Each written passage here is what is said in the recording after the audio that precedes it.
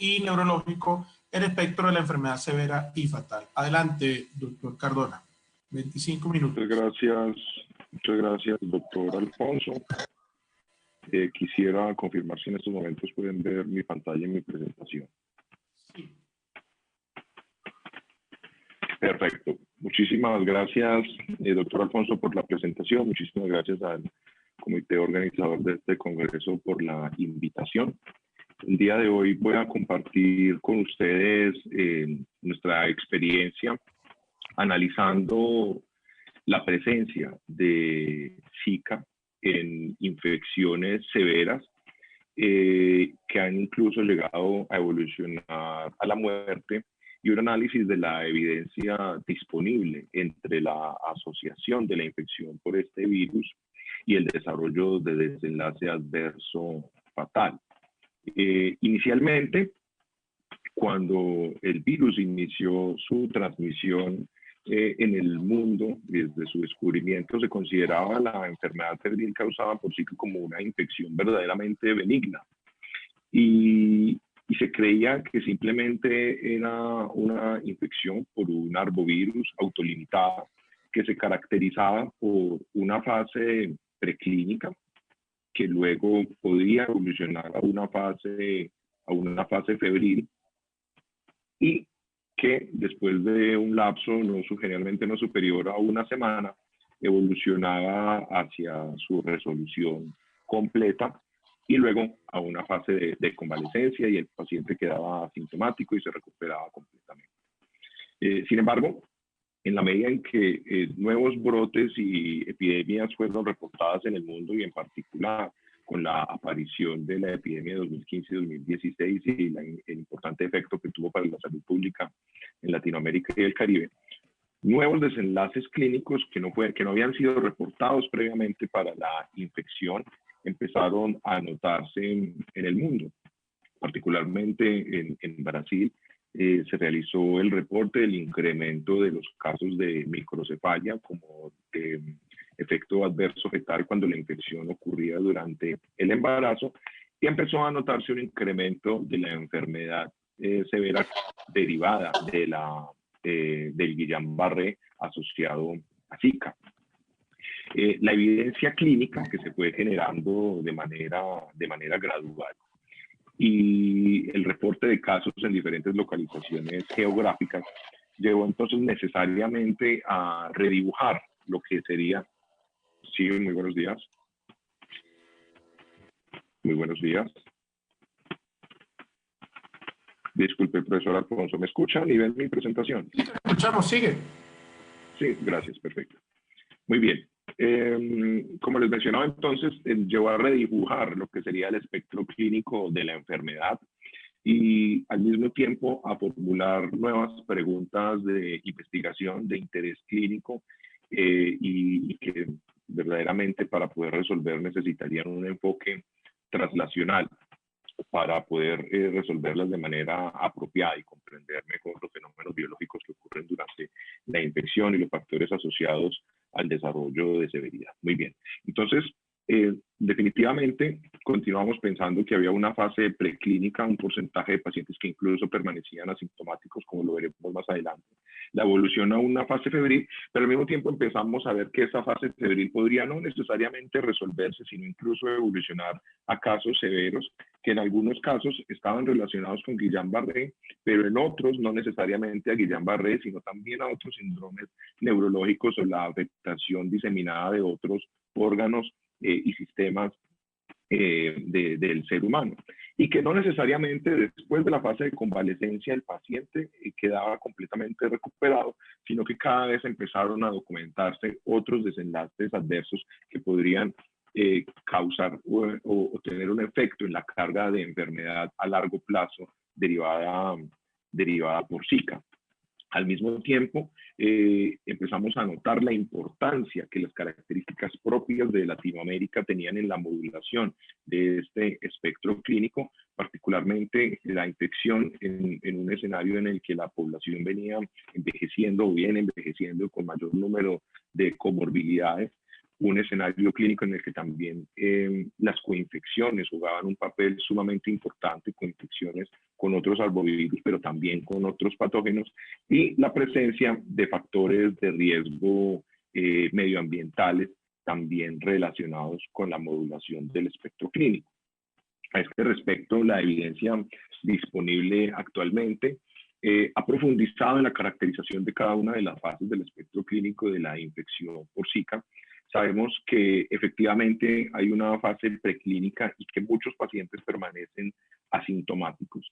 Esta proporción de pacientes que permanecen asintomáticos pues tiene una importancia desde el punto de vista epidemiológico y de salud pública, no solamente porque pueden llegar a facilitar la transmisión de la infección cuando son picados por el vector, sino porque también se ha reportado que las personas asintomáticas pueden incluso, en el caso de las pacientes embarazadas, de todos modos estar relacionadas con infección, con el desarrollo de microcefalia como desenlace adverso, lo que dificulta todavía más su diagnóstico diferencial en el momento de abordar la microcefalia en el recién nacido. Como ven, la proporción de pacientes asintomáticos varía entre diferentes grupos poblacionales y al mismo tiempo varía entre los diferentes diseños de estudios que se han realizado en el mundo para dilucidar la cantidad de pacientes que permanecen asintomáticos en el momento de infectarse. No obstante, esta proporción podría variar desde el 20 al 30% e incluso podría llegar a ser tan alta hasta el 70 o el 80% dependiendo del grupo poblacional. En este caso y durante esta conferencia nos centraremos sobre la fase febril y la evolución de los casos hacia formas severas de la enfermedad.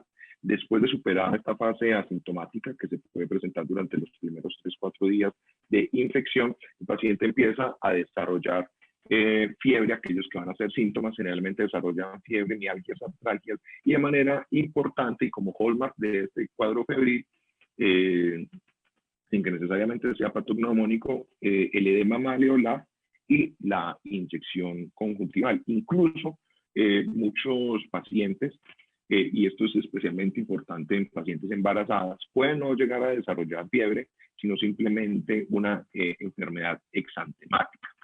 Luego, si bien algunos y posiblemente la inmensa mayoría se recuperen, un porcentaje de los casos infectados evolucionan a formas severas de la enfermedad.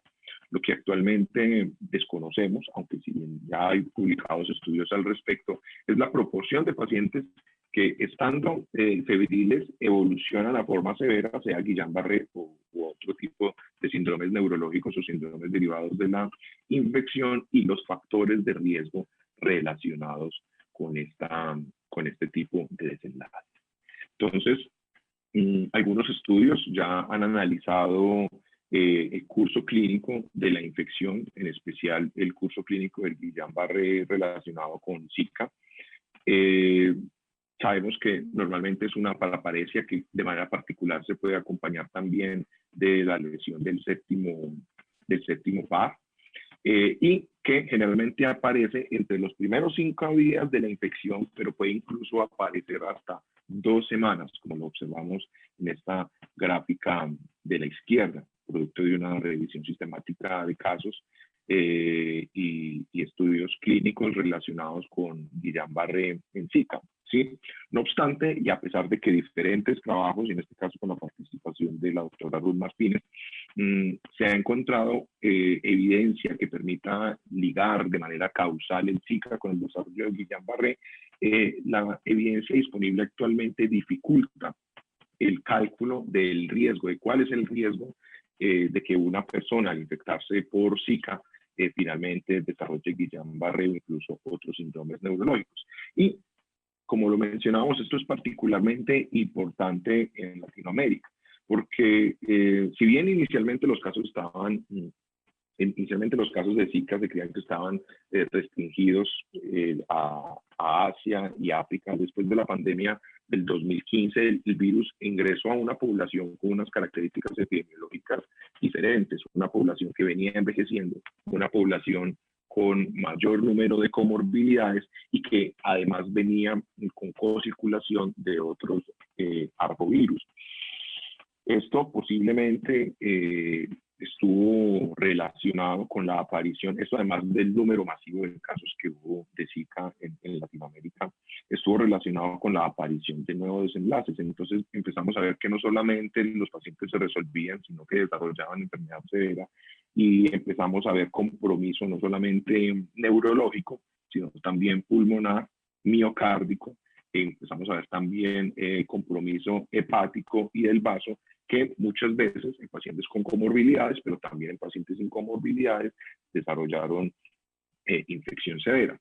En el momento de analizar estos casos, y a pesar de que el Guillain-Barré fue verdaderamente el boom y lo que nos terminó alertando sobre que Zika no podría no ser necesariamente una infección completamente benigna, al revisar la literatura, sorprendentemente, la mayoría de los casos, más cerca del 60% de los casos fatales, no estaban necesariamente relacionados con Guillain-Barré, sino otro tipo de muertes. En Colombia, como lo mencionaba el doctor Villamil, tuvimos muertes asociadas en pacientes con comorbilidades, en el caso de una niña con anemia de células falciformes, pero también en otros lugares de Latinoamérica empezaron a reportarse casos de compromiso neurológico con encefalitis, pero también de compromiso miocárdico con miocarditis, lo cual levanta las alarmas y nos obliga como clínicos a tener presentes que la infección no necesariamente es benigna y que si bien posiblemente ocurre en un bajo porcentaje, pueden haber otros desenlaces adversos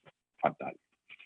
No obstante, y esto fue pues una de las grandes controversias que existió con respecto a la infección, y es cómo estamos seguros de que efectivamente la infección, el Zika, es la causa del desenlace adverso fatal. Y esta misma pregunta se formularon con Guillain-Barré y con microcefalia, y el grupo de trabajo del OMS desarrolló un marco de referencia para analizar la relación causal entre la infección, en este caso Zika, microcefalia y Guillain-Barré. Y lo que vamos a ver a continuación es la aplicación de este cuadro, de este marco de referencia en la evaluación de la relación causal entre la infección y el desenlace adverso. Voy a explicar brevemente en lo que consiste este marco de referencia y las dimensiones que lo componen para entender un poco la evidencia disponible sobre la asociación causal entre el Zika y la infección. Una de las dimensiones que hacen parte de este marco de referencia es la temporalidad, que implica simplemente que la infección efectivamente estuvo antes del desenlace y que la relación del tiempo que existe entre la infección y el desenlace es esperable o similar a la que uno podría ver en otras infecciones similares por Zika, ¿sí? Además de la temporalidad, uno debería analizar la exclusión de causas alternativas, es decir, que lo que nosotros estamos observando en este punto, que es el desenlace adverso fatal, no fue causado por otra cosa que no sea la infección. Básicamente comorbilidades, básicamente otras infecciones o tratamiento inadecuado. También compone este marco de referencia la relación dosis-respuesta, es decir, existe una relación entre el tamaño, la fuerza de la infección, es decir, en este caso sería la carga viral o el inóculo viral con el que inicia la infección, y la severidad del desenlace. Esto medido tanto en el nivel individual como en el nivel poblacional. También tenemos la analogía, que hace referencia a que lo que nosotros observamos como desenlace con infección por Zika sea causado de manera similar por otros virus parecidos a Zika. En este caso, podríamos compararlo con otros flavivirus, particularmente dengue. También incorpora la especificidad que está relacionada con que el desenlace que vemos no es causado, o los hallazgos que tenemos en el momento del desenlace, podemos demostrar que son causados de manera específica por la exposición, en este caso por el virus, ¿sí? Y que no es un hallazgo relacionado que de manera general a otro tipo de exposiciones. Y tenemos además la dimensión de cesación, que significa que si yo retiro el virus o retiro la infección en el nivel individual o en el nivel poblacional, el desenlace desaparece. En otros fenómenos biológicos complejos, como son las infecciones, además es necesario evaluar la posibilidad biológica, es decir, que exista un mecanismo ilusorio fisiopatológico que permita explicar la conexión entre la exposición y el desenlace adverso. También que exista una medición de la fuerza de asociación a nivel individual y poblacional, y que haya experimentos en animales que soporten la posibilidad de evolucionar a este desenlace.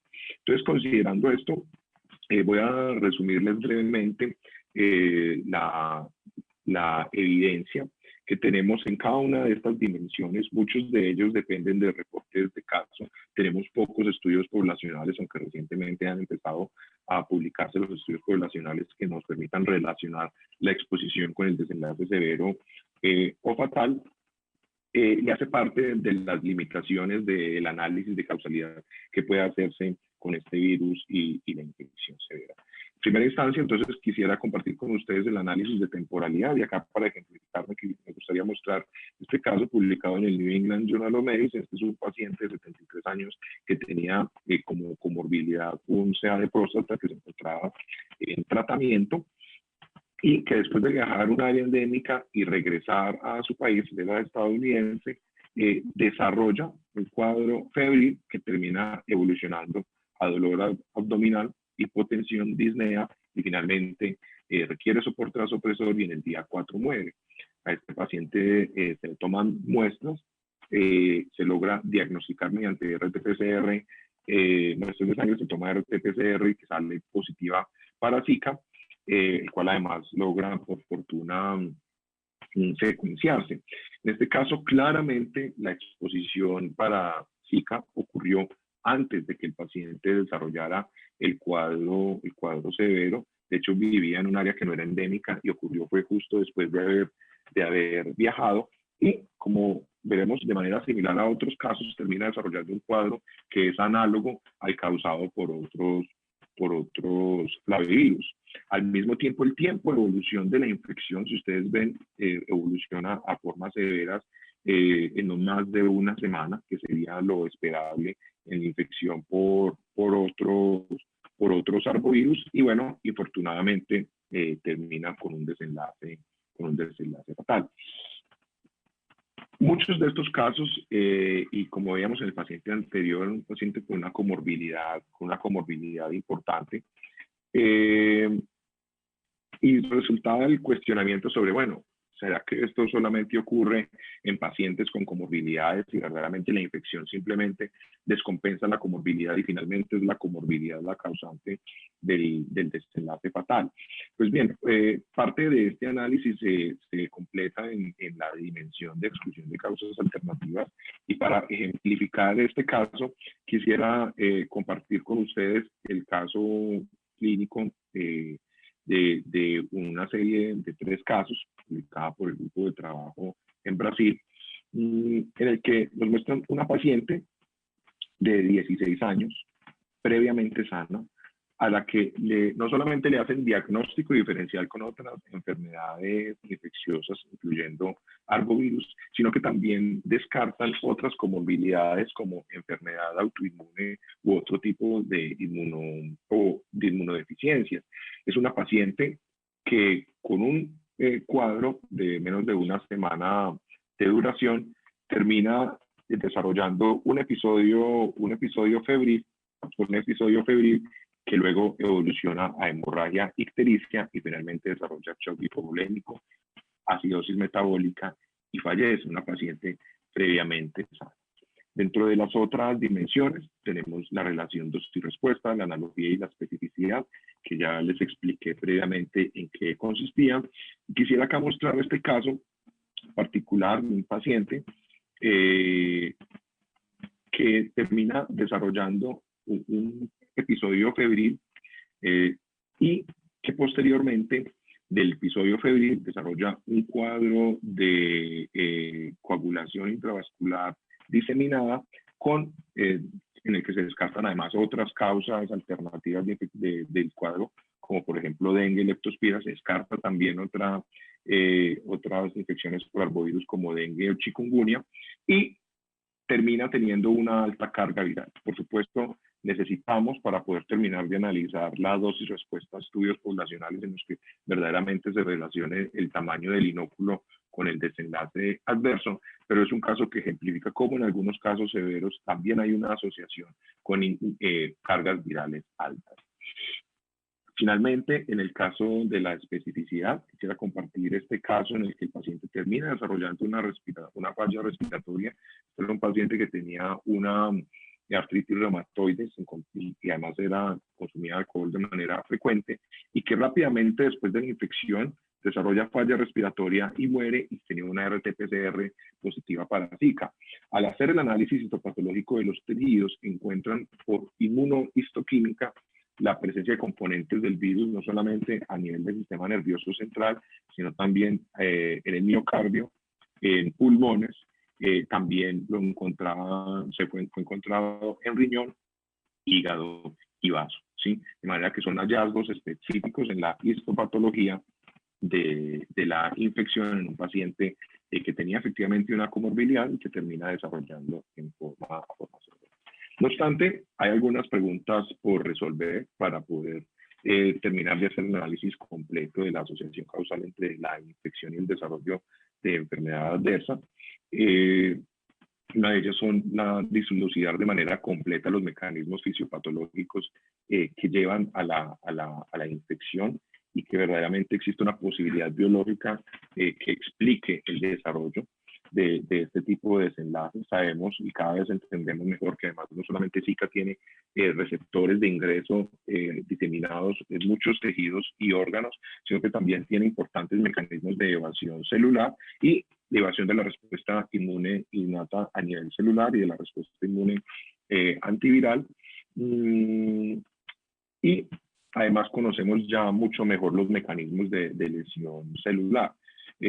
También sabemos por estudios del diseasoma, que es como la expresión del conjunto de genes durante la infección y su relación además con otras infecciones y comorbilidades, que Zika puede disregular la expresión génica de genes relacionados con infecciones metabólicas, neurológicas y sorprendentemente cáncer, un desenlace que de pronto no se ha analizado mucho con esta infección, y experimentos animales además han mostrado que en algunos primates Zika puede además causar una infección diseminada a múltiples órganos y tejidos. En el momento, además, carecemos de estudios que nos permitan evaluar la fuerza de asociación a nivel poblacional. Parte de los resultados que estaba compartiendo con ustedes fueron publicados en una revisión sistemática de International Journal of Infectious Diseases. Si bien no pudimos establecer el riesgo desde el punto de vista poblacional, sí pudimos calcular para algunos países la tasa de letalidad. En todos los casos estuvo menos del 1%, y ahora empiezan a publicarse cada vez más estudios poblacionales que nos muestran cómo la infección por Zika puede desarrollar eventos adversos severos, específicamente en este caso síndromes neurológicos, no solamente Guillain-Barré, y este trabajo escrito por Brito Ferreira es además sumamente importante porque nos muestra también el papel y la importancia de las coinfecciones. En este caso encontraron una asociación con mayor severidad de la infección con infecciones Zika y chikungunya, pero también la posibilidad de que haya una carga crónica de la enfermedad derivada de discapacidad en el momento de dar alta a los pacientes que se complican. También, aunque inicialmente teníamos dudas sobre el efecto que iba a tener la desaparición o la disminución de los casos de Zika sobre los eventos fatales, en teoría deberían desaparecer, efectivamente es lo que ha ocurrido después de la reducción de los casos en la epidemia de 2016. Los casos fatales se han vuelto pues anecdóticos. En 2019 solamente tuvimos 3, pero hace falta aún el análisis a nivel poblacional y a nivel individual el efecto que pueda tener intervenciones específicas en la reducción del riesgo. En conclusión, Zika es una infección que posiblemente esté asociada con desenlaces severos.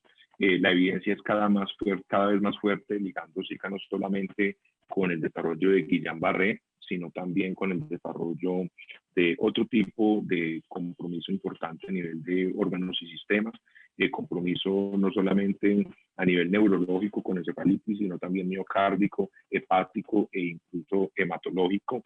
En este sentido, el espectro clínico es similar al causado por otros arbovirus, pero es necesario estudios de base poblacional que nos permitan hacer un análisis más profundo y completo de la relación causal entre la infección y estos desenlaces. Muchísimas gracias.